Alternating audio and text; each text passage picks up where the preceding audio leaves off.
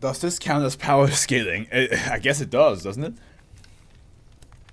Because it literally scales your power up or down.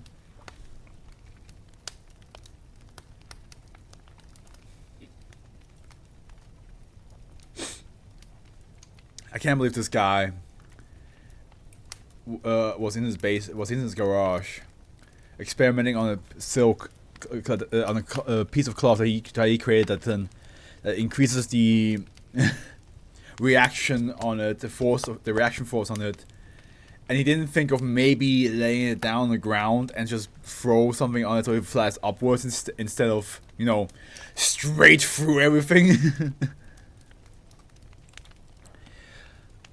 Paternal Rubik's Cube.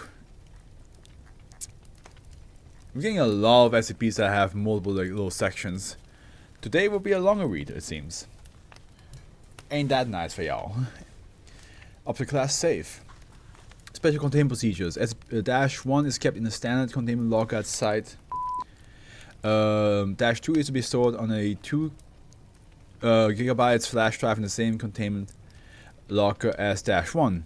Once a month, one level 2 researcher is to remove -1 from this locker and attempt to rotate the object's faces. If unsuccessful, the object is to be returned to the locker.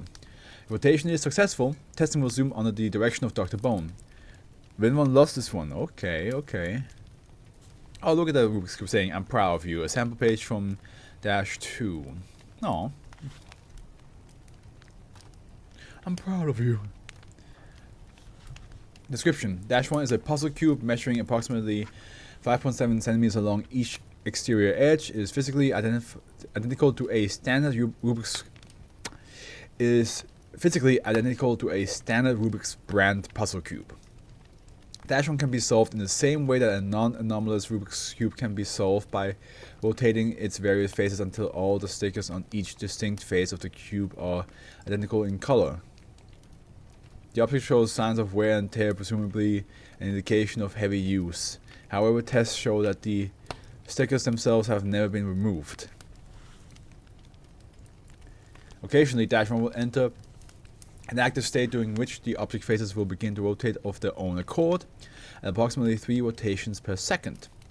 After the object has completed several of these rotations, it will enter passive state for approximately 20 seconds, during which the faces will remain in this permutation. The object will then become active again and return to its base solved state, at which point it will become dormant once more. So I assume that whatever color combination it has like certain like phrases. -2 is a computer file labeled, "I love you, Jake, please read this PDF." The metadata associated with this file show that it is 1.21 megabytes in size, and it can be stored on any digital media with the amount of available storage. However, the number of pages contained within the document far surpasses the number that should be possible on a file this size. When opened by a PDF capable program, the resulting document contains exactly... Wow. How many... we are beyond the billions, guys. We are beyond the billions. We have the thousands here, the 10,000s, the 100,000s, the millions, the 10 millions, the 100 millions, the billions, the 10 billions, the 100 billions. Is it trillions next? I assume it's trillions, 10 trillions, 100 trillions, and then blah. Yeah, it's a lot. It's long. More pages than anything in the world. Foundation analysis estimated at non-anomalous, then quadrillions. Okay. The non-anomalous PDF document of this length would occupy approximately 2.1 yottabytes, 2.1 trillion terabytes of storage space. Where the fuck did Rubik's Cube come from? I remember it just being Rubik Cube. Good question. I don't know. Each page of the document depicts a 2-dimensional polyhedral net equivalent to a 3-dimensional Rubik's Cube. The diagram on each page is called in such a way that it corresponds to a possible permutation of -1. The diagram on each page is called in such a way that it corresponds to a possible permutation of -1. Displayed below each diagram is an English phrase or sentence in a nondescript black typeface using computing assets obtained from ink.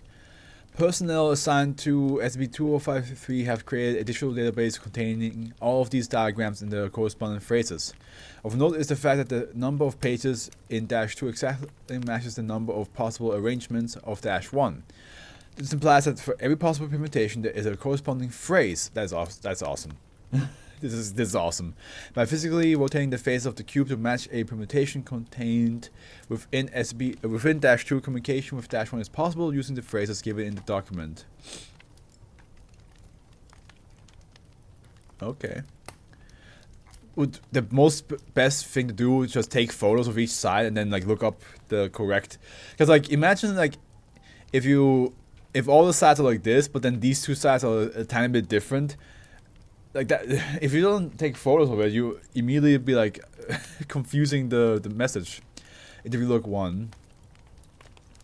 Note: the purpose of this experiment and subsequent interviews, Dr. Bone has set up a device which quickly analyzes each passive state permutation of -1 and cross-references this against the contents of -2 to produce the corresponding phrase.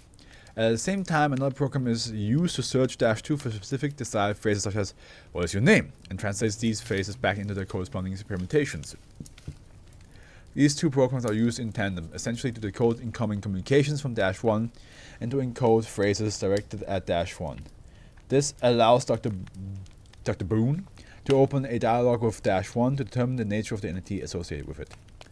All the phrases used during its initial interview appear in -2 capitalization and spelling have not been altered. Okay. There are programs you can use to immediately get instructions for particular Rubik cube configurations, so it wouldn't be too hard. That makes sense.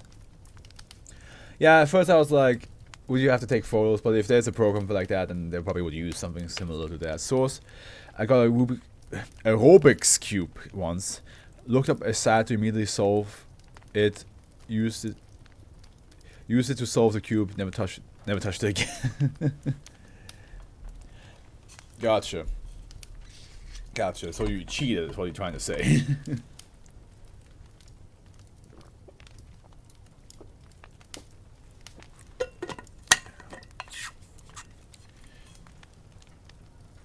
Most disappointing. Okay, so Dr. Boone. All right. I'm going to try to give the -1 the most like father voice I can think of. So let's first go with Dr. I'm just going to give Dr. Boone my normal voice. Hello, Jake. How are you doing? How are you doing this? Is that you, Jake? Yes, it's me, your dad. How are you doing this? I love you, Jake. I love you, Dad. I'm so happy, Jake. What is going on? You have never talked to me before.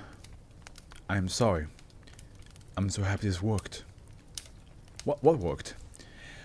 I finally found a way to talk to you. What do you mean? The doctor said you would probably never talk again. After the accident with your mom. The accident? I am so sorry, Jake. All I ever wanted was to tell you. Tell me what? I love you, and I'm so sorry. It's okay. This is the most you have ever talked to anyone. There are so many things I want to ask you. At this point, Dr. Boone ceases communication. I recommend we try to dig up what we can on this Jake and his father before we continue. We won't be able to keep up this facade forever. Dr. Boone. That was sad. Addendum 1. As of... No progress has been made of the search for the individual believed to be associated with SB2053. Well, Jacob is a pretty common name, isn't it? We're going to need to modify our search parameters.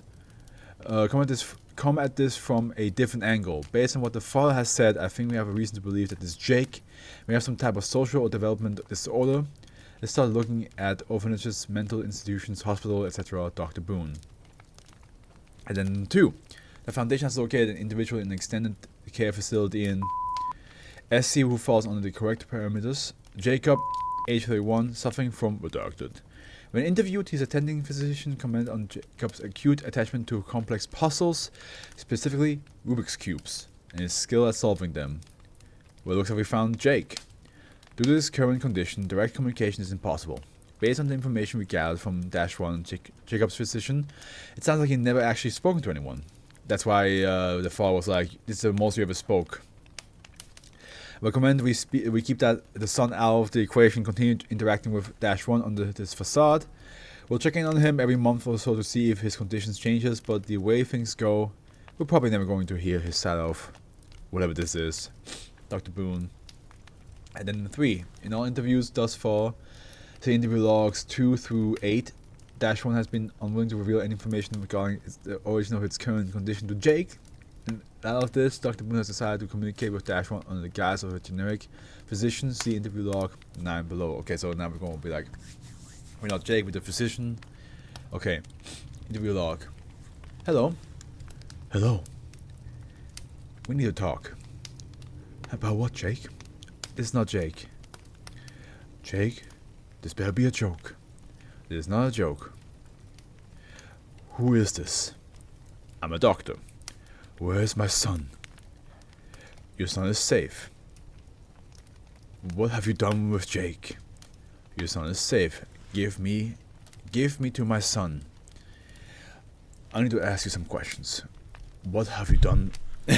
God, this dad. What have you done with Jake? Jake is being taken care of. Give me to my son. I need to make sure he is okay. I can't do that. Why not? What happened? I can assure you Jake is perfectly safe. Please don't hurt my son. Oh God. He just came back to me. If you answer my questions, I can give you more information about your son. What do you want? Are you aware of your current condition? Yes. Could you explain how you end up in your current condition? I just want to talk to my son. He's a special boy. He loves his puzzles. But ever since the accident with his mom, he won't talk to anyone. He spends all day playing with his cubes. The doctor called it progressive mutism. 9 years. Just want to talk to my son. Could you explain how you end up in your current condition? I met a guy who said he could get Jake to talk. He knew a doctor in Virginia or something who could fix Jake. I can't believe that's somewhere in the fucking... that's somewhere in this hundreds, like, quadrillions of pages he has this. I just want to talk to my son. This man turned you into a Rubik's Cube. It worked, didn't it? I got to talk to my son after 9 years of nothing. I suppose it did. Please, can I talk to my son again? Give me to him. I'm sorry. That is impossible at the moment. Why? What happened? Jake is unable to communicate at the moment. Oh God, what did you do to Jake? You bastards better not hurt my son, I swear to God. Where's my son? I would like to ask a few questions first. You already did! Where is my son? At this point, -1 enters the dormant state, apparently stuck in his permutation. Hence the conclusion of this interview, all attempts by Dr. Boone and assisting personnel to rotate any of the object's faces have been unsuccessful. The following images depict the page from -2, which corresponds to the current permutation of -1. That is where's my son. That's crazy how, like, the one that's almost solved. It's not almost solved, but you know, it's like the closest to being solved is where's my son. So, like, was the Rubik's Cube they're expecting Jake to read through a page PDF? I don't know what he was expecting. He's good at Rubik's Cube, he can do it. Like, I think if you gave him the same program, like, as you said, the program that you used, and somehow attach it to the PDF file, then, like, yeah, he could technically figure out what the dad's saying, and then. But at the end, like, I don't think that, like, it's not really the son talking to him. It's not like he's like. Okay, the data file, the data.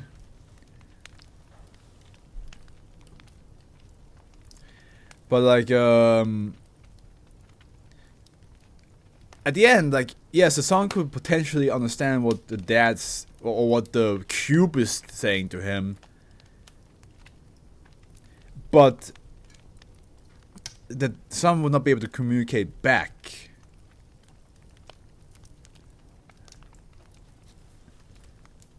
It's like seeing someone do a let's play and they obviously do the wrong thing. Yeah, like they had like the two options, and one is clearly the one option where like one is clearly the option where like give cube to son, happy ending. Don't give cube to son. Keep pestering father, sad ending. Just give the Robert cube to the Rufus cube obsessed man. Yeah, no, they fucked up. They fucked up with that one. I agree. Like, it wouldn't have been. Like the only problem would have been the physician, right? The physician seeing like the Rubik's cube just like. I mean, not really. You could just argue that it's a special Rubik's cube that every like certain amount of times just sets up a puzzle automatically, so nobody else has to do it, and then the son has to solve it.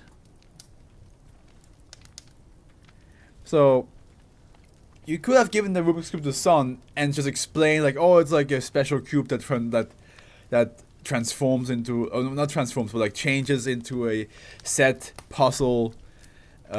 We know a guy who managed to do this. It's really intricate technology. It's good it's good for Jacob. That way, every day he has a new puzzle to solve. Or every hour he has a new puzzle to solve. Something like that, you know? The physician will be like, oh, okay, yeah, sure. I guess that makes sense. I wonder if he turned himself into a Rubik's Cube, or can he control it via another Rubik's Cube? He turned himself into a Runik's... God. Howard, stop. Stop trying to have different ways of saying Rubik's Cube just because you're angry that they changed the way it's spelled. You little shit.